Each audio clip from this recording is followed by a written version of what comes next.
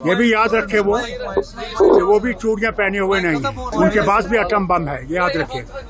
और अफसोस यह है कि वो एटम बम हमारे ऊपर ही गिरे। ಲೋಕಸಭಾ ಚುನಾವಣೆ ಹೊತ್ತಿನಲ್ಲೇ ಪಾಕ್ ಆಕ್ರಮಿತ ಕಾಶ್ಮೀರ ಕುರಿತು ಮಹತ್ವದ ಚರ್ಚೆಯೊಂದು ಶುರುವಾಗಿದೆ. ಪಾಕಿಸ್ತಾನ ಆಕ್ರಮಿತ ಕಾಶ್ಮೀರವನ್ನ ಭಾರತ ವಶಪಡಿಸಿಕೊಳ್ಳೋದು, ಸೇನೆಯನ್ನ ನುಗ್ಗಿಸಿ ವಾಪಸ್ ಪಡೆಯೋದು ಬೇಕಾಗಿಲ್ಲ. ಅಲ್ಲಿನ ಜನರೇ ಭಾರತದ ಜೊತೆಗೆ ವಿಲೀನವಾಗಲು ಬಯಸ್ತಾ ಇದ್ದಾರೆ ಎಂಬುದಾಗಿ ರಕ್ಷಣಾ ಸಚಿವ ರಾಜನಾಥ್ ಸಿಂಗ್ ಹೇಳಿದ್ದಾರೆ.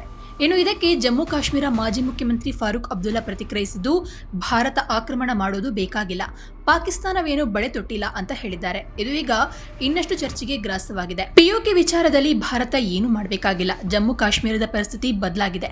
ಜಮ್ಮು ಕಾಶ್ಮೀರದಲ್ಲಿ ಶಾಂತಿ ನೆಲೆಸುವ ಜೊತೆಗೆ ಆರ್ಥಿಕ ಪ್ರಗತಿಯಾಗ್ತಾ ಇದೆ. ಇದರಿಂದಾಗಿ ನಾವು ಪಾಕ್ ಆಕ್ರಮಿತ ಕಾಶ್ಮೀರದ ಮೇಲೆ ದಾಳಿ ಮಾಡಬೇಕಾಗಿಲ್ಲ. ಪಿಒಕೆ ನಾಗರಿಕರೇ ಭಾರತದೊಂದಿಗೆ ವಿಲೀನವಾಗಲು ಬಯಸ್ತಾ ಇದ್ದಾರೆ. ಪಿಒಕೆ ಮೊದಲು ಕೂಡ ನಮ್ಮದಾಗಿತ್ತು, ಮುಂದೆಯೂ ನಮ್ಮದಾಗಿಯೇ ಇರಲಿದೆ. ಹಾಗಂತ ಪಿಒಕೆಗೆ ಸೈನಿಕರನ್ನೇ ಕಳುಹಿಸಬೇಕಾಗಿಲ್ಲ.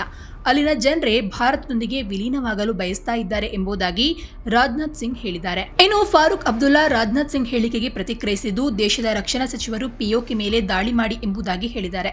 ಅದನ್ನು ತಡೆಯಲು ನಾವ್ಯಾರು? ಆದರೆ ಒಂದು ನೆನಪಿರಲಿ, ಪಾಕಿಸ್ತಾನವೇನು ಬಳೆ ತುಟ್ಕೊಂಡು ಕೂತಿಲ್ಲ. ಅವರ ಬಳಿಯೂ ಪರಮಾಣು ಬಾಂಬ್ಗಳಿವೆ. ಆ ಪರಮಾಣು ಬಾಂಬ್ಗಳು ನಮ್ಮ ಮೇಲೆ ಬಂದು ಬೀಳ್ತವೆ ಎಂಬುದಾಗಿ ಫಾರೂಕ್ ಅಬ್ದುಲ್ಲಾ ಎಚ್ಚರಿಸಿದ್ದಾರೆ.